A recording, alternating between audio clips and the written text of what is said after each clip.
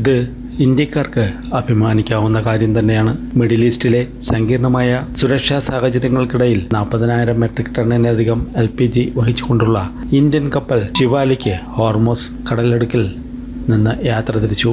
Indian നാവികസേനയുടെ സുരക്ഷാ അകമ്പടിയോടെയാണ് കപ്പൽ ഈ തന്ത്രപ്രധാന പാത കടക്കുന്നത്. ശിവാലിക്ക് പിന്നാലെ അടുത്ത 6 മണിക്കൂറിനുള്ളിൽ മറ്റൊരു LPG കപ്പൽ കൂടി യാത്ര തിരിച്ചു. ഇന്ധന ഇറക്കുമതി തടസ്സപ്പെടാതിരിക്കാൻ ഘട്ടം ഘട്ടമായാണ് ഇന്ത്യ കപ്പലുകളെ പുറത്തെത്തിക്കുന്നത്.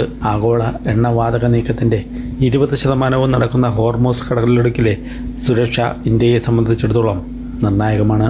കപ്പലുകളുടെ സുരക്ഷിതമായ യാത്ര ഉറപ്പാക്കുന്നതിനായി ഇറാനുമായി നടത്തിയ ചർച്ചകൾക്ക് ശേഷമാണ് ഈ നീക്കം ആരംഭിച്ചതെന്ന് സർക്കാർ വൃത്തങ്ങൾ അറിയിച്ചു.